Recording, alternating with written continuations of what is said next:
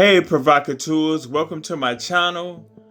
I've decided to do a video on the 1993 allegations of sexual impropriety by Michael Jackson from the Chandler family. I'm breaking it into 3 parts, this being part 1. The reason why I'm doing this video series on this the 1993 allegations against Michael Jackson is because there's been a lot of hoopla about the 1993 allegations, a lot of misinformation, a lot of omission about the 1993 allegations, and it's like it's very much it's intriguing to a lot of people.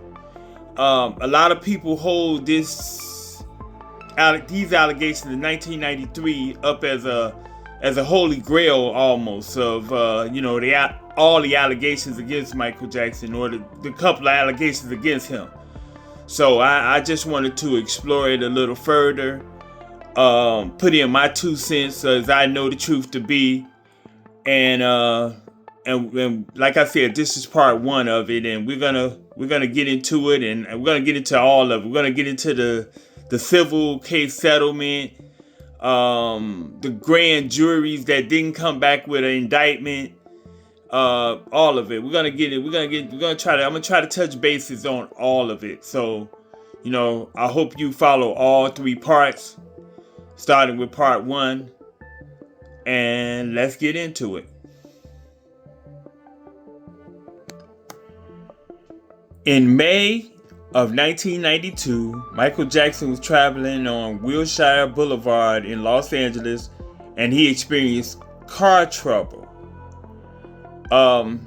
He went to a nearby rental car company for help, another vehicle, and he ran into David Schwartz, who was the owner of this rental car company, and David Schwartz immediately, recognized Michael, and he basically was telling him how his stepson was a big fan of his, and if Michael could get his number and maybe give his stepson a call, and for that, if Michael was so gracious to do that, he would give him a rental car for free. And Michael was open to that deal.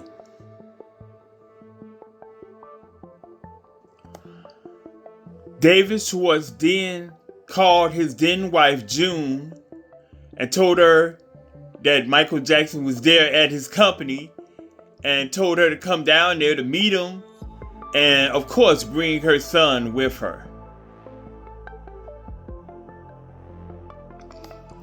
So June and her son, Jordan, came down to the rental car company to meet Michael Jackson, and they were very excited to do so. When they arrived there, June told Michael how much she was a fan of his also, how big a fan she was, and she tried to meet him previously, in previous years. That she had also wrote him a letter, a get well letter, when his hair was burned. She recited a lot of things of her prior almost interactions with him, and of course he was flattered by her admiration of him.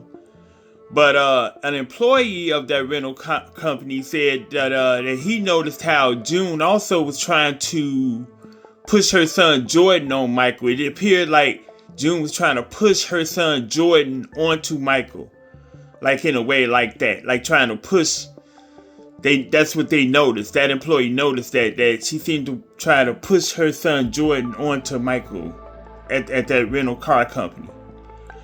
And June also gave Michael the number to contact Jordan in the future to give him a call later, because as I stated earlier, Jordan was allegedly a big fan of his as well.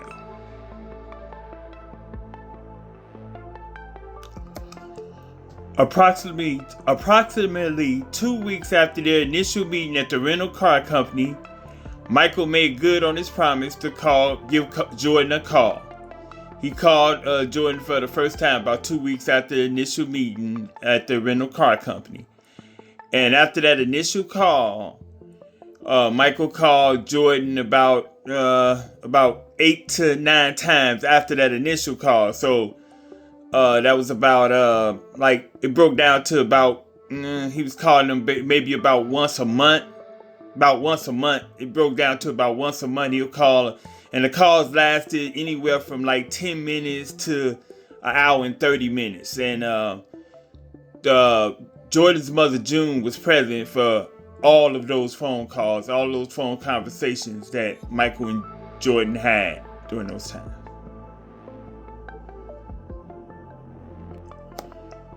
In February 1993, approximately 9 months after Michael met Jordan and June at that rental car company in May 1992, Michael invited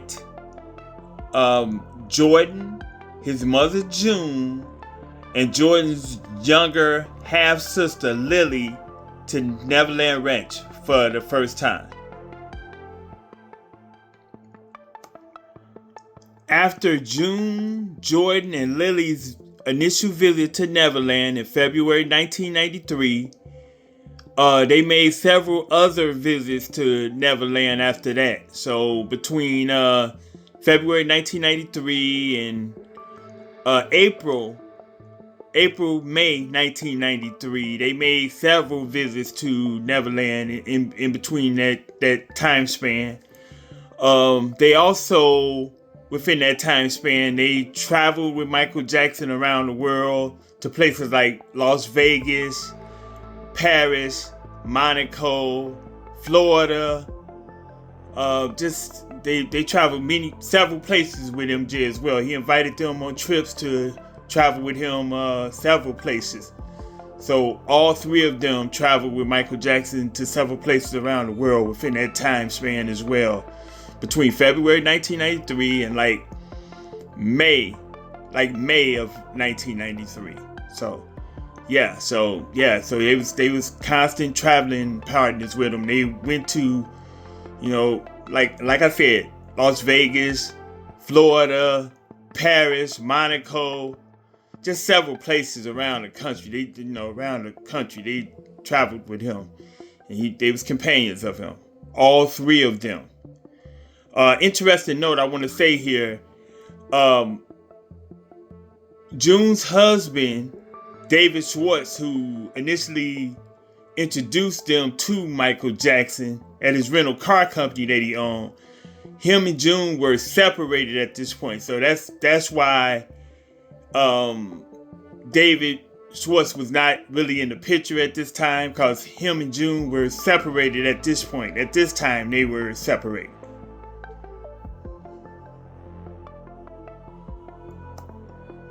While on one of their trips to Las Vegas in March 1993, Michael actually gave June a Cartier love bracelet, which runs for 5 to 10 G's.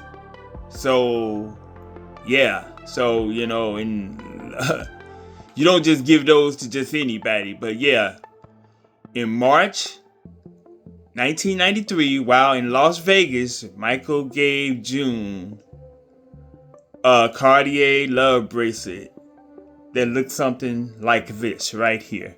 And like I said, they run from 5 G's to 10 G's, depending on several factors. So, yeah.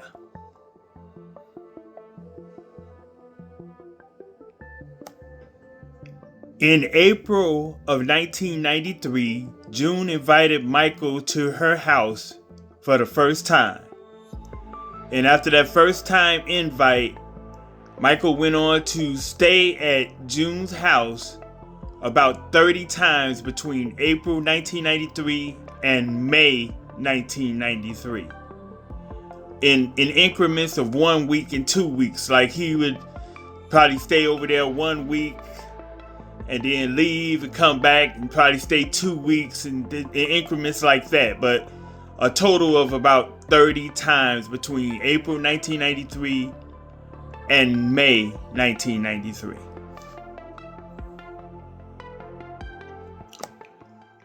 Evan Chandler, a dentist and aspiring screenwriter, the ex-husband of June and the biological dad of Jordan, when he got wind of that his son and his ex-wife were friendly with MichaelJackson, he really was excited about that. And he kind of bragged about them being associated, that his son was associated. He had a new friend.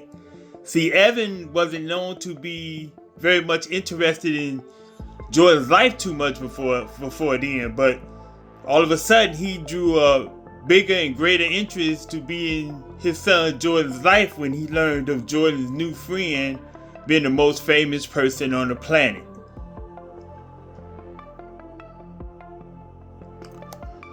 So Evan decided to make a surprise visit to June's house, and he ran into MichaelJackson, happened to be there, and that's when Evan met MichaelJackson for the first time.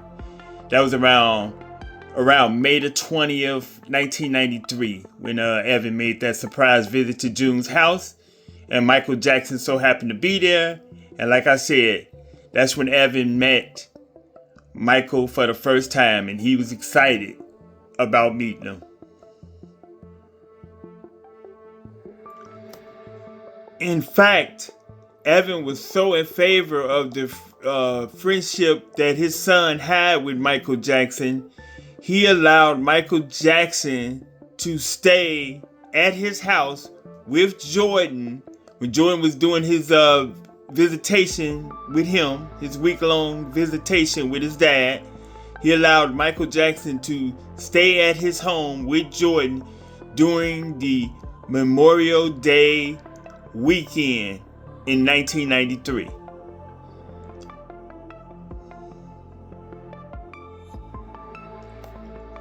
During Michael's stay at Evan's house, Evan felt so comfortable with Michael that he asked him to put an extension on his house, pay for extension on his house.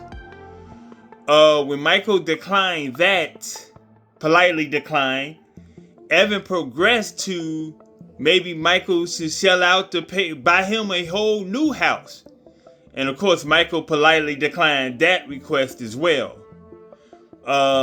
Those kind of requests, especially early on, really put Michael on alert, and he started side-eyeing Evan.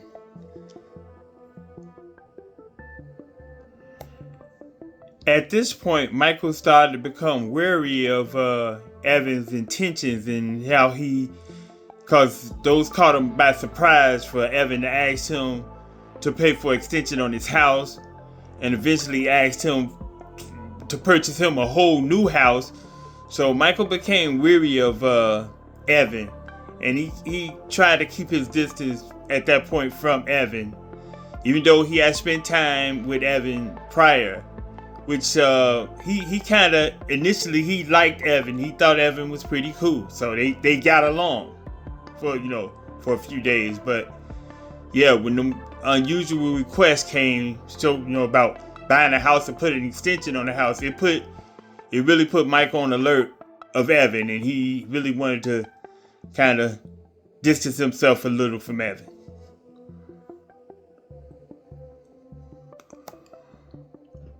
With Michael's apparent avoidance of Evan and Evan's son Jordan preferring to be in the company of Michael more than he wanted to be in the company of his own dad, Evan was starting to get a little bit bothered by this. He was kind of envious, I would say, jealous of his son's relationship with Michael, and that he was kind of angry as well because he felt like him and Michael had started off well when they first met. They kind of got along, and now he felt like Michael was trying to avoid him, and he didn't like that too much. And that compounded with his son Jordan seemingly preferring to be in Michael's company, be around Michael and talk up Michael and be around Michael. That added with that wasn't a good mix for Evan.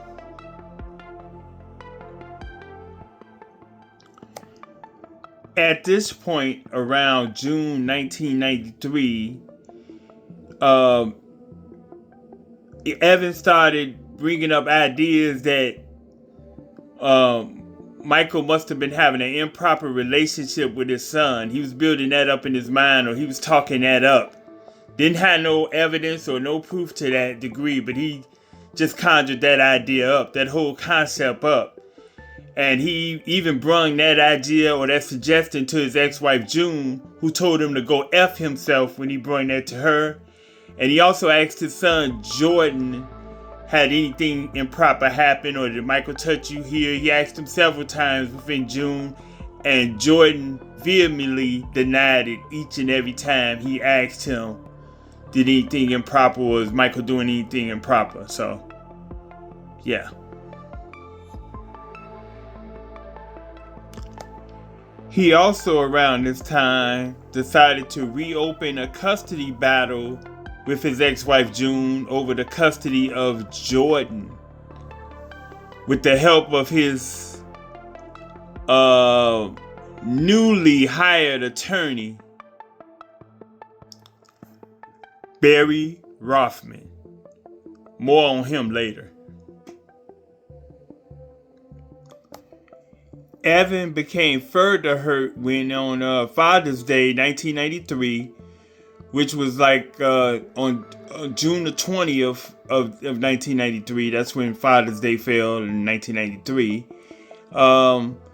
Evan was more disappointed and he was more hurt because his own son, Jordan, didn't really want to call him or give him a call. He didn't want to hang out with him on Father's Day, and he did not want to even give him a call on Father's Day.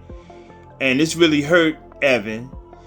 Luckily, his mother, Jordan's mother, June, kind of urged him and forced him to give his dad a call to wish him a happy Father's Day. But this was something that Evan just kind of really pushed Evan to a new level, that he wanted to get some type of revenge from people he felt was tearing him apart from his son, or his family, as he called them. So, yeah.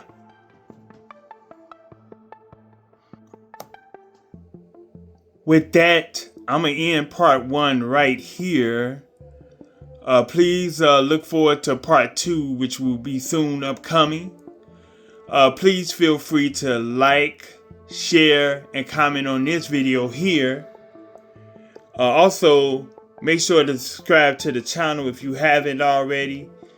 After subscribing, please click on that little notification bell in order to be notified of any new uploads. Thank you all for your support. And like I said, this will conclude part 1 of this on this subject, and part 2 will be upcoming real soon, and I want you to check that out as well. And on this one, part 1, I am out. Peace. One love. Stay safe.